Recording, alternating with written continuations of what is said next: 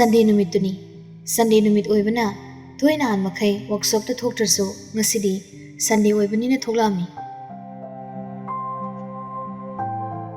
Adumna mana workshop ta leiraga gari semlingai. Kainom ta hangjage ba. Toisa mamai leithoktuni yenglei.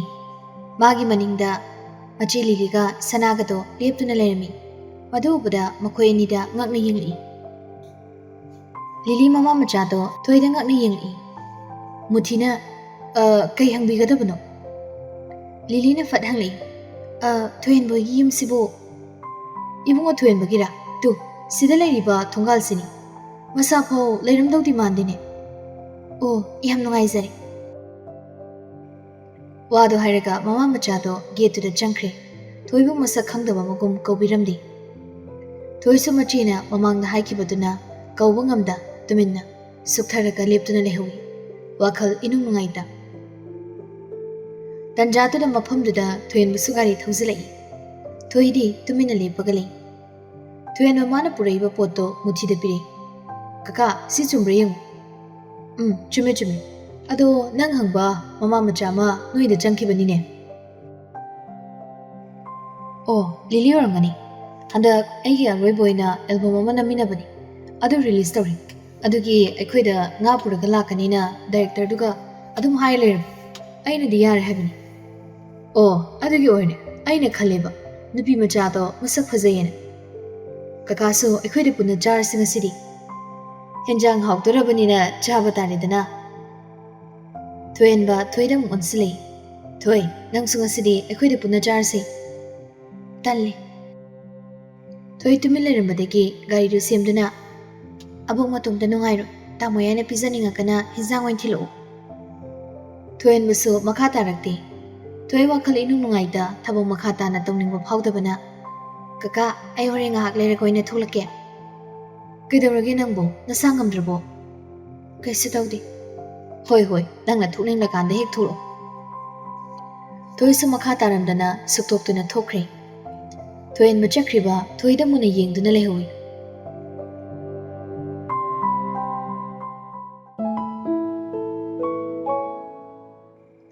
Ayuki pung tara tasilakpa matam adwaidani. Thoi faktuda larik mayam maraktuda tumduna lei. Tanjaduda mabukso imungda janglaktuna. Haima, nangbu workshop ta thokidaine. Aduga sida kamaina tumdana leiramino.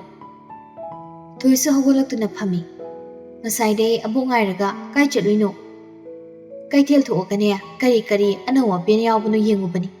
Nangbu kaidaurage isuk suk thoklaga leidubo. Abo imaga ichega do. Moi kaidaurage. Moido tamoyai hoida lahau. Moidi kaidauba mafam aduda lairiba. Aikoi thiba lai zalo. Aikoi thirakpa nate. Ichega album kuminabado tamoyai ni adugi lakpa. Tombi sumakha tarakte tumina lei. Abo ngasido moina ai una kaurumdi.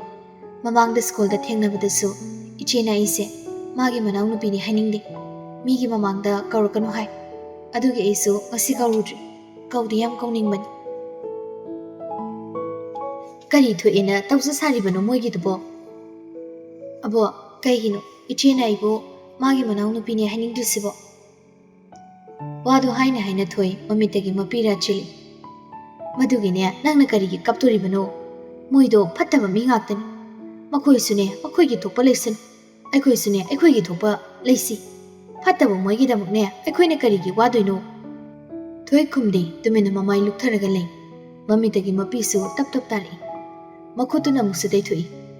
Chalo chalo namaido tathuso. Adumaina kapkun abuk sawrakani. Ai thiramage ko chathoknaba tawrasi. Thoisu kaisu haida mapanda tholami. Adubu ikhang khangi. Thoin mana henjang tengkod ama paiduna lepambaduda. Thoina ngasa herambadugi henjang thilaiba haibadu oramal. Tamoyaidi sida kaidoriba. Thoin ba makhuta pairiba henjang tengkod ulei. Thoisu makha tarakta sumangdagi kumthaduna mamai tathui. Aduga mangona yantuna leiriba Padiduna mamai du taithuaga. Nga thongbra. Tamoyai di charba. Chadri. Oh, charo didi. Aidi nangna school da haiba wado. Aseng mane haiba thazaru dabani. Hoini, masakthi bami na haiba wabu kanana thazani ki. Phajabana haibada thamoi petharaga adum thazaki thab. Thuyen basukum lei. Hoi, nangna phajaramadi nangi wado atamduda thajaramgadabani. Thoi tumina lei. Numituda aina asengbodo khangladi numitugi shooting do kudak lepumgadabani. Khanglaga tamoyai di kaigi shooting leptoiba. Kaigi mangi. Thoi khangde haina makok to hai. Aingonda yam sokko adugini. Kamaina soiba. Yam khangningbay waro. Yam khangningbabu di nateda.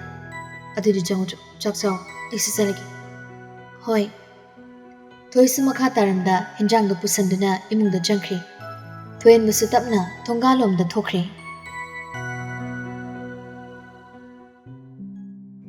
Lili gi oinadi thuyen baga kuminabasi yamna pamlami. Adubu thuyen bana makha kumlaroi haibadagi Lili su paidi leita. Adubu ma makha tana lambi sida adumak jangsalami. Thuyen busu magi business ke lambi sida adumak phajana mai onsankre. Langlin su magi punsida hongbadi mayam lai. Adubu wari inthi nungaina sanabadi ngasisu adumak yadri. Matam man hokibana thoi hoigi 9 gi final exam su loikiduna exam su haidogli. Masigi exam sidadi thoi su pass tawri. Adubu yam wangna pass tawbudi natti chi laungna tawbani. First na kangleina dum tari. Langlin na ring 7 oina haithaduna lagli. Tien kaba hauраbanina makoi hanagi changdagi haujikna mai hena unsankre. Thoi su kanglei su school gi boarding da punna laikre. Anamba satra pumba school gi boarding da lairami. Thoi di lairoi haina haijabani. Adubu muthiga tombiga munna tanaraga thamkribani. Mafam sida lairabadi larik paba watkani khana. Adubu langlindi thuyen bana thamlamdi. Yumda subject khudingi oza kaurami. Aduga makoina kupna yengsalami. Boarding da thamlaga magi hanagi hongnabido tawrakatra haina pakhatpana thamlamdi. Haujikti magi tawgadaba singda thawai yawnaduna pukning changlami. Adumna tha khra hokibana class 10 gi exam su horami. Thuyen busu ahanba exam hobo numitto machanapibo exam center mafamda thinbiri. Exam center mafam yaurabada thuyen bana machanapida unsilaga exam phazan torum akhangda singdo hana fatfat itho. Adubu langlin kemta khumlakte magi tamoyaida yengbata magyengamlaga gari dagi kumthakre. Thuyen busu mabukningda machanapina hana kum harau lairaktoino khanjarami. Asana thuyen ba gari da thauraga chatkibagi mahut gari dagi oina kumtharaktuna akoibadu yengli. Mafam ado satra mayam amana pik thali. Mama mapa oiba kayasu machasingu thinba lai. Thuyen mamana kumthaduna thiraibasi thoini. Thoiga maga thingna khidaba kuiri. Thoina boarding hek changkibadagi uba phangdribani. Thoi su nongmata boarding dagi thoglamdi. Thuyen mana school da labasu matang chadabana hekta thingnadi. Thuyen basu thawaina thingnada yade haibadi khandi. Maramdi thuyen bana thoida ahenba wakhal khandi. Aduga thoina su anima icham chamna mabungmak haidrabasu friend amagumna loini. Thoi su thuyen ba hoina magi khanbi bu ubada thuyen ba bodum luna khanjai. Irai laina lawdi. Madumakna mana thuyen babu nungsiba phawbududi natri. Thuyen ba mana sum koini yenglakpada school gi bus na khamduna leibadui. Adomda thoi lerumgani khanna thuyen basu changli. Kanglei ga thoi ga su larik putoktuna bus manaka tuda lepaga karino tanaduna yingi. Thoi su karino kupna kanglei da hangi. Thuyen ba manaka adwaida changsaluda tawribadu yengduna lei. Ngahaki manungdadi kanglei su mamanabu singna kautuna thokre. Kanglei thokrabadi thuyen ba thoigi manakta changli. Manung changkiroidro. Thoi su mamaida fatnang thali. Tamoyai langlin thilairo. Thuyen ba hoi haina makokto khajik nomi. Tamoyai aidi pakhatpana loiri. Kedobagi pakhaliba. Aine khangba amta hangloktradi khallini. Aduga mo exam gi pungdo nangdradi. Ado tamoyai na tomta lakpra. Itomtani kedoragi. Mathangsu laktoi natra. Thuyen ba hoi haina makokto nomi. Mathang lakpadasu akhoi buboksu amta tamoyai na pubirakera. Hoi purake. Adudi tamoyai ai changlage. Good luck. Thoisu nokfi taromduna manunglomda changkhre. Thoen masu mayumna muk haludri. Gaida kakatuna phamlaga lei.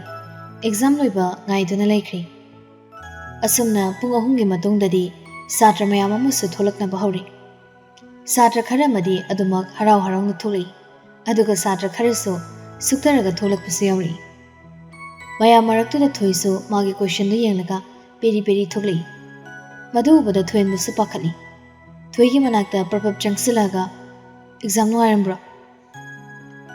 Thoi peri peri nungaite haina makok to hai. Julina, Thoi, ai bus ta phamlamage. Wado hairam laga Julie su thokre. Thoen ba thoigi makutagi question da lagtuni yengi. Question sing se yam lubu soidida. Tamoyai da lu da bawani, ai khoi da di lui. Ado pass tong nobody iramba natro. Khangde isu. Kainu khangdibo. Ado ai thangnabadagi singe tawraga tari bo zaduna yadri. Mabuk ko phata mani. Aina haidi kitang silanbadi yaidana. Yam singe haibasu nate idi. Tanjadu da kanglaiga langlinga su thokminari. Madu bada thuen mana. Nakhoi ni di kamai tawrage. Kanglaina tamo nungai langlin su nungai haibani. Kanglaina Thoi nang di kamai tawramage. Khangde ai thokpa pangi de iram. Question haipet mana batuda aina sum khanbada question ga answer ga chanarambada pamandi. Law, basta nang iram ya busindo chanabri yengmusi. Wado hairaga kanglei thoigi mukut paiduna chingduna puki. Tawriba mongduda thoenba pisumani do haifet inkhatnei. Kanglei na thoigi dama pakhatjabadu buda. Thoenba mana adumna yengduna mamai leithorakpada machanupi langlin susuktoga yengduna lermi. Madu buda thoenba machanupi da muna yengduna lei. Langlin na kanglei nungsizai haiba thoenba su khanglibani. Thoina haibadagi Langlin adumna yengduna leribadusu anidagi mongduda kalakpa phawagini.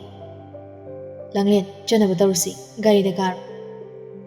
Langlin su kaisu aida gari da fatkaki. Thoen basu gari da mamai leithoga thawdorakpaga thoi hoina tungliba bus do landuna thawribani. Bus manungda kangleiga thoiga phaminaraga question yengduna tanari do thoen basu ui Langlin sui. Langlin suktoklaga yeng. Asumna exam tawba horakpana iroi loiba numit exam adu yaurage. Thoen mamana machanupi exam thinnaba tholakpada mabok rani na nachanupi thinbagi tholabro awabo Langlin na ne horiendo exam loiba numit nina mamanabi punge haibani. Aingondadi haidina nangondadi haiba ngamlamaroi adubu ibungo yam phajinduna thamasu phatti ngasi tangdi mamanabi singdo pulhallo wakhal khare nungai janaba Mana wani thi nungai nangalak tribasi kaya de kuire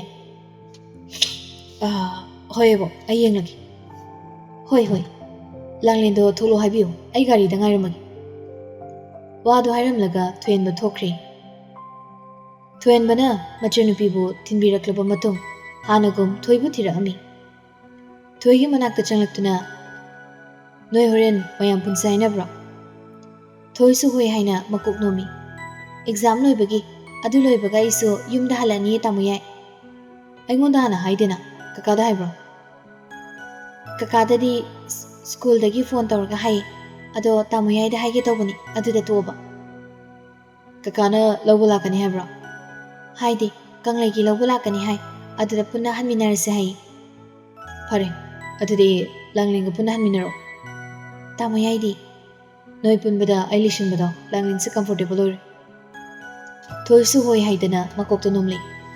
Adudi tamayai ai changlage. Thoen basu hoi haina makok to nomi. Thoi manungda changli manungda Langlin lei do bada. Langlin khumakti yengba tamak yengli. Tamayai na horen halakpado aiga kanglaiga nanga aikoi ahum punna halakminaro hairami. Langlin su hoi haina makok tamang nomli. Thoisu wado hairamaga mana tariba rumatomda changkhre. Somda thoen masu thoida sinaram laba matung magi gari da thawraga chakre. Mana chakkiba ikui kuidana mafam aduda lakpa magi gari da thangzilami. Matam kuirabagi tungda ma Langlin bu unaba mafam asida lai. Langlin mu mana lapsen senabadi kuiri adubu tanja phangde ꯃꯗꯨꯒꯤ ꯇꯟꯖꯥꯗꯨ ꯉꯁꯤꯗꯤ ꯐꯪꯉꯤ꯫ ꯂꯥꯛꯄ ꯃꯥꯒꯤ ꯐꯣꯟꯗꯨ ꯂꯧꯊꯣꯛꯇꯨꯅ ꯀꯅꯥꯗꯅꯣ phone ꯇꯧꯈ꯭ꯔꯦ꯫ ꯂꯥꯡꯂꯦꯟꯕꯨ ꯐꯥꯅꯕ ꯊꯧꯔꯥꯡ ꯁꯤꯜꯂꯤꯕꯅꯤ꯫ ꯁꯣꯝꯗ ꯃꯅꯨꯡꯗꯅ ꯑꯦꯛꯖꯥꯝ ꯍꯧꯈ꯭ꯔꯦ꯫ ꯃꯄꯥꯟꯗꯅ ꯂꯥꯛꯄ ꯉꯥꯏꯗꯨꯅ ꯂꯩ꯫ ꯑꯗꯨꯒ ꯊꯣꯏꯍꯟꯕꯅ ꯃꯥꯒꯤ ꯊꯕꯛ ꯃꯐꯝꯗ ꯆꯠꯈ꯭ꯔꯦ꯫